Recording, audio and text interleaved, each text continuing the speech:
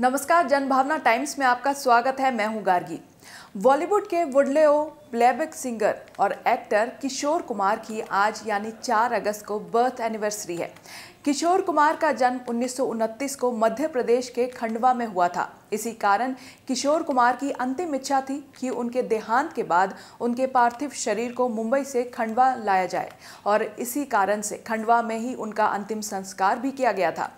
बाद में उनके चाहने वालों ने यहीं पर उनकी समाधि बना दी, जिसे उनके चाहने वाले भगवान की तरह पूजते हैं और हर साल उनकी समाधि पर हजारों की संख्या में उनके प्रशंसक माथा टेकने पहुंचते हैं। मजेदार बात यह है कि किशोर कुमार को दूध जलेबी खाने का बड़ा शौक था और उनकी खंडवा में ज्यादातर महफिलें जलेबी की दुकान पर ही सजती थी। यही वजह है कि आज भी उनके समर्थक जब उनकी समाधि पर जाते हैं तो वहां दूध जलेबी का भोग लगाने के बाद ही श्रद्धांजलि अर्पित करते हैं। वैसे किशोर कुमार के बारे में कहा जाता है कि वो रिटायरमेंट के बाद मुंबई छोड़कर खंडवा में बसना चाहते थे, लेकिन कुदरत को ये मंजूर नहीं था और वो बीच में ही दुनिया छोड़कर चले गए। किशोर कुमार अक्सर फिल्मों में खंडवा का जिक्र भी करते थे। कई बार तो उन्होंने फिल्मों में अपने घर का पता भी बताया था। किशोर कुमार के स्कूल के दोस्त बताते हैं कि वो शुरू से ही बड़े चुलबुले थे और स्कूल में डेस्क बजाना और उस पर खड़े होकर नाचना उनका शौक था। पढ़ाई में कमजोर रहे किशोर कुमार अक्सर अपने टीचर्स की नकलें भी उतारते थे। आपको पता है, किशोर कुमार उन सिंगर्स में से हैं जिन्होंने कभी संगीत की ट्रेनिंग नहीं ली थी। इसके बावजूद किशोर कुमार की आवाज़ में जितनी विविधता थी उतनी शायद ही किसी गायक में थी। किशोर कुमार अपने करियर में बहुत सारी भाषाओं को मिलाकर 1500 से ज़्यादा गाने गाए थे। उन्होंने साल 1946 में फिल्म शिकारी से डेब्यू किया और उसके बाद ऐसे जमे कि हर फिल्म मेकर उनके साथ काम करना चाहता था। उन्होंने बंगाली, हिंदी, मराठी, असमी, गुजराती, कन्नड़, भोजपुरी, मलयालम, उड़िया और उर्दू सहित कई भारतीय भाषाओं में गाने गाए। किशोर कुमार ने खुद को खंडवा में ही तराशना शुरू किया और मुंबई में जाकर दुनिया भर में नाम कमाया। अपने करियर में किशोर दा ने 16,000 फिल्मी गाने गाए और 8 बार फिल्म फेयर अवार्ड से सम्मानित किया गया उन्हें।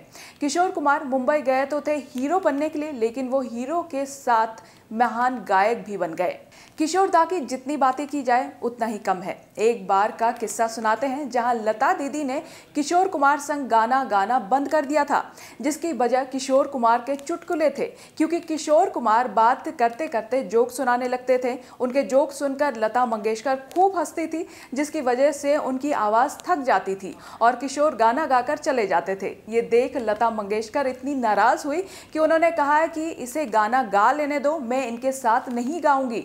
वहीं अगर इनके पर्सनल लाइफ के बारे में बात करें तो किशोर कुमार ने 4 शादियां की। उनकी पर्सनल लाइफ काफ़ी उथल पुथल से भरी थी।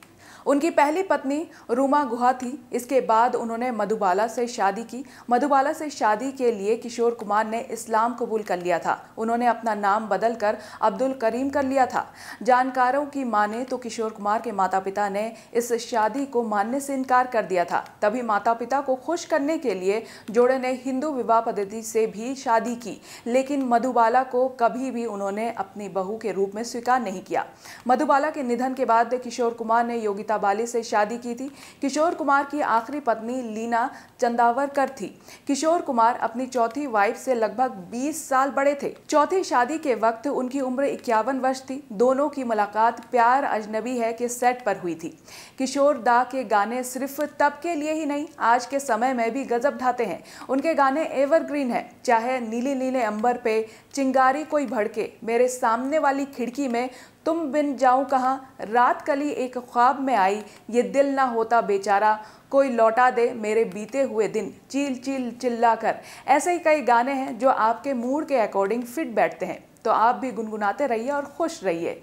बाकी खबरों के लिए आप हमारे वेबसाइट www.thejbt.com को लॉगिन कर सकते हैं। देश और दुनिया की बाकी खबरों के लिए देखते रहिए जनभावना टाइम्स। नमस्कार।